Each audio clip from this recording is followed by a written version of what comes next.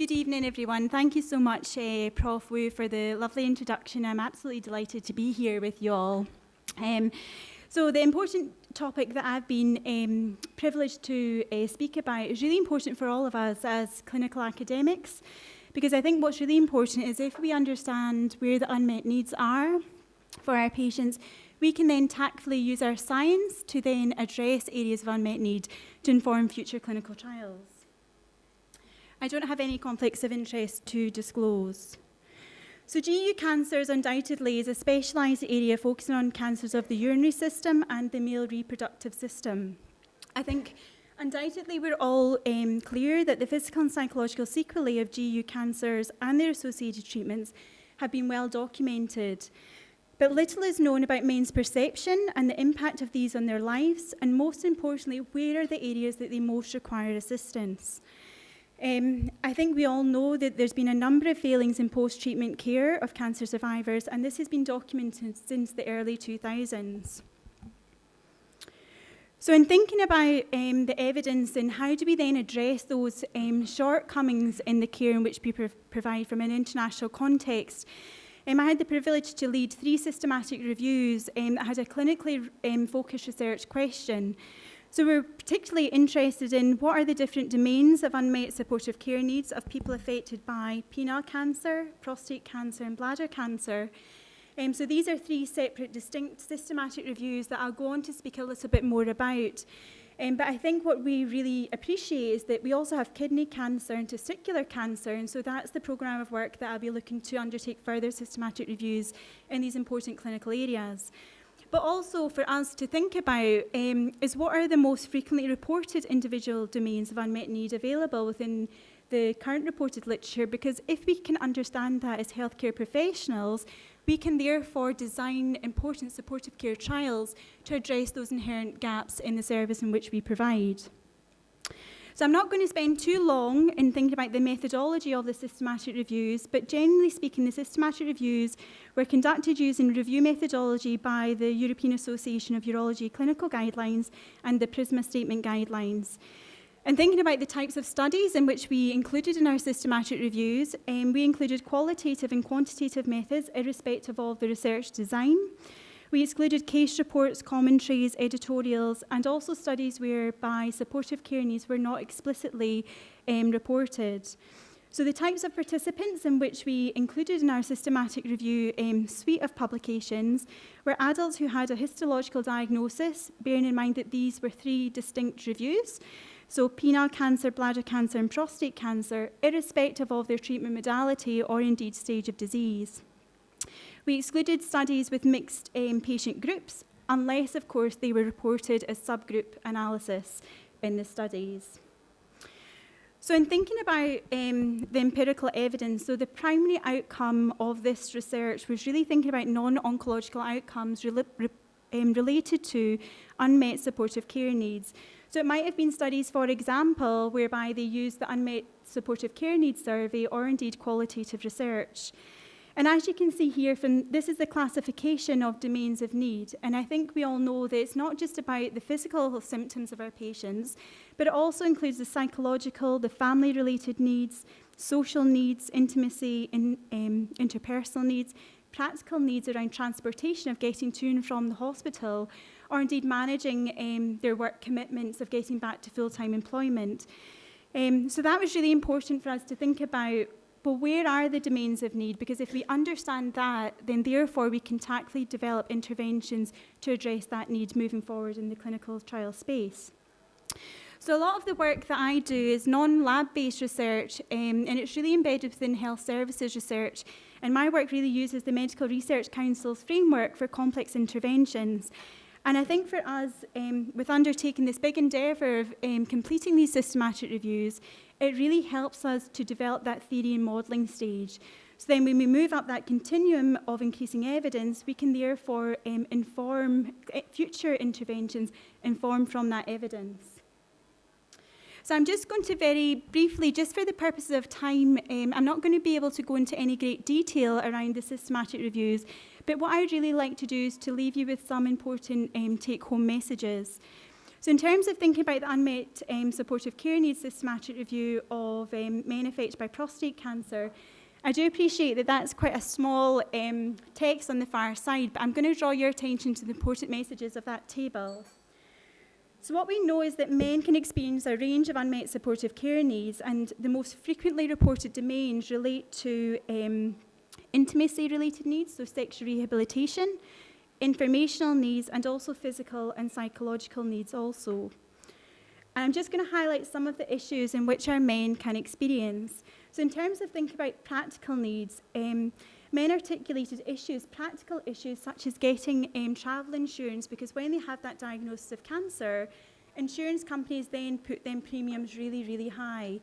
And certainly within my clinical practice, I do know that my patients will then no longer be able to travel to international countries because, quite frankly, they can't afford the insurance cover. Other practical issues were, for example, where do patients get containment pads from? So practical issues, when you think about the supermarkets, generally it's 10 a woman. So then men are forced to use products that aren't tailored for their own particular needs. But also strategies in how to manage that when young men are getting back to work. And I can certainly draw back to my own clinical experience of a patient participating in one of my studies. He was a young guy, 49 years old, had his 6 weeks post-surgery, and he worked in one of our local hospitals back home in Scotland. And so he worked in our hospitals as a porter, and so you can imagine the physical intra-abdominal pressure of pushing a heavy bed. And so for this particular gentleman, he didn't have any vocational rehabilitation to get him back safely into work. And so it was the practical issues of having to have containment pads in his pockets to manage that situation for him, which isn't appropriate at all. Other issues were related to financial burden of living with a long-term disability and unemployment, and for others in the international context. So in the UK, of course, we have our NHS, so there's no out-of-gap pocket payment, and similarly some of the evidence was similar in America also. So these were some of the concerns of the patients. Unsurprisingly, for our men affected by prostate cancer, it was the consequence of sexual dysfunction and the profound impact that that had on their relationships and also emotional outcome. Men also voiced that sometimes sexuality-related needs were poorly explored in consultations, but it was also particularly noteworthy for older men. So for some older men affected by prostate cancer, they actually avoid initiating that discussion because they felt too embarrassed to admit that they still had that need. And in certainly drawn upon some of the other work that I've conducted around a mixed method study to explore the experiences of care of men affected by metastatic prostate cancer, most certainly I can recall a couple who were 90 years old. The man was then put on androgen deprivation treatment, but it was never really discussed to say that these are the consequences. And so for that particular couple, they experienced a profound grievance because they lost that part of intimacy as a married couple for many, many years. So moving on for thinking about bladder cancer, so this particular systematic review was particularly focused on patients who were diagnosed with muscle-invasive bladder cancer. And one of the important things that I really just want to highlight, I guess, is the lack of research in this area. So across the international global literature, there were only 8 studies conducted in this space. I don't know about yourselves, but I'm really quite surprised about that, given the profound impact that it can have on patients. And unsurprisingly, we can see that there's a number of unmet needs that are poorly explored in clinical practice.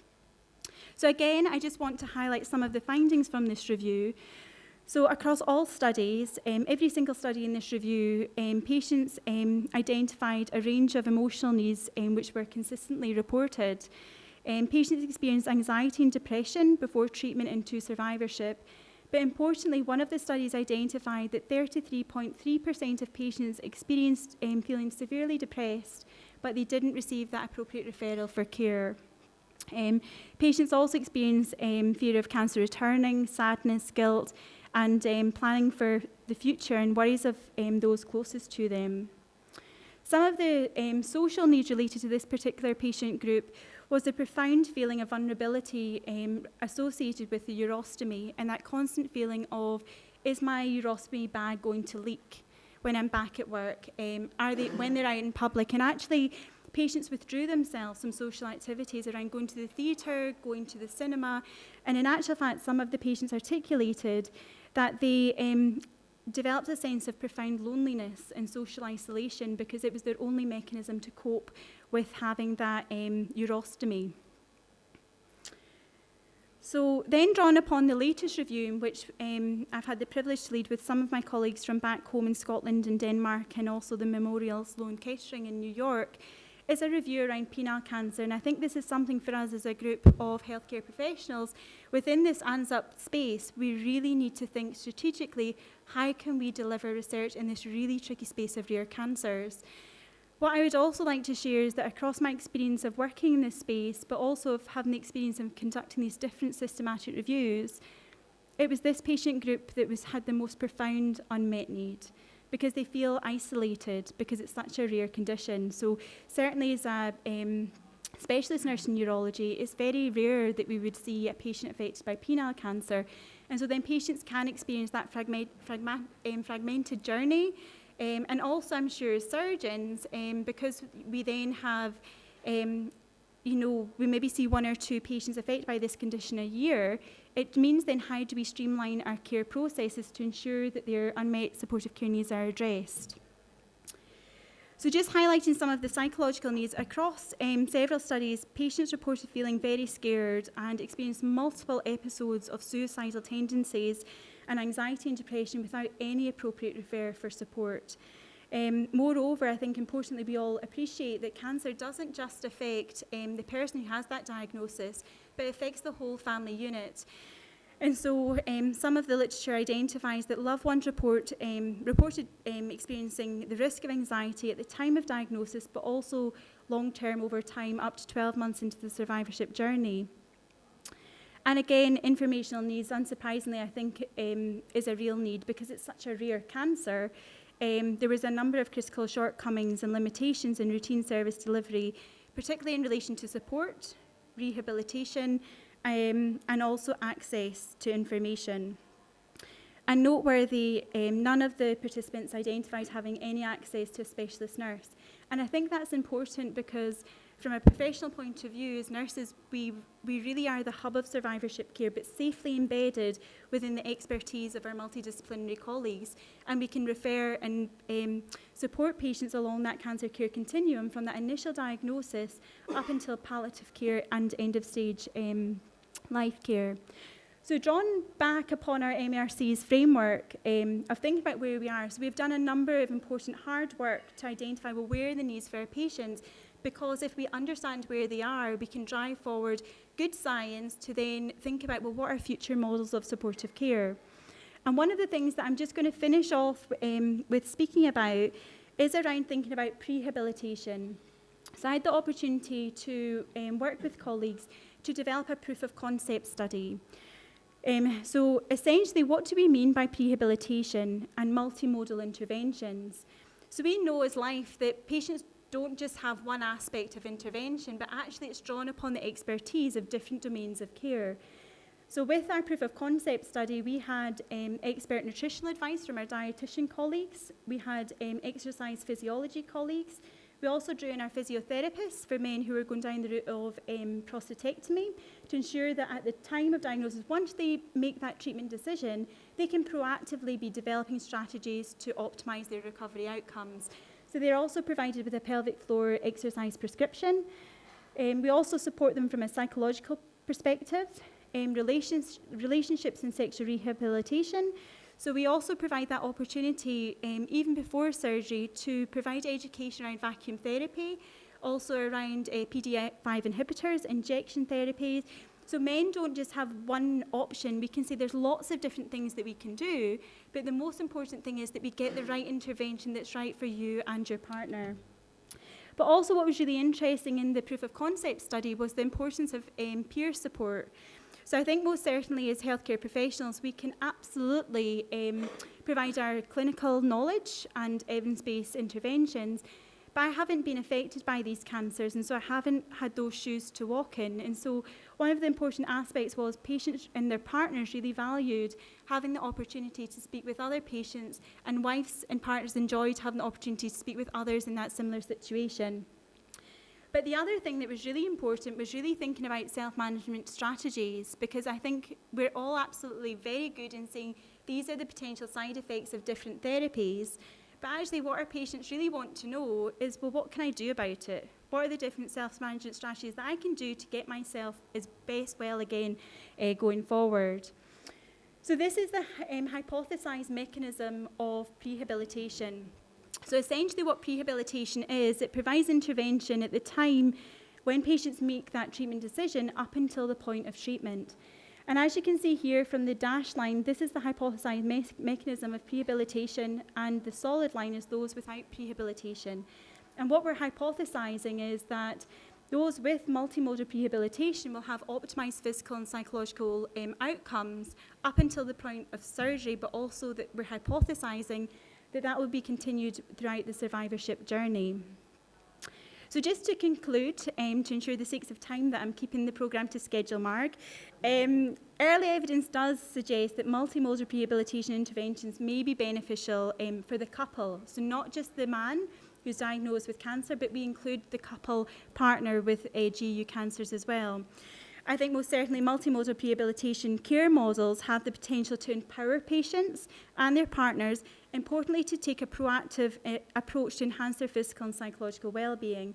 Because it's through all of you amazing people who are developing all this different science around, we're getting better at diagnosing cancers, we're getting better at treating cancers, and so that means that we're going to have more and more patients that we need to support. And I think this might be one of the approaches in which we can really empower our patients from the on-go to really help them improve their outcomes going forward. So we do have money to provide the first pilot RCT study of multimodal prehabilitation in Australia for men affected by prostate cancer, and we're looking to do the same for patients affected by bladder cancer. And I think we should afford ourselves the opportunity to explore that model of care in other tumour groups also. Thank you.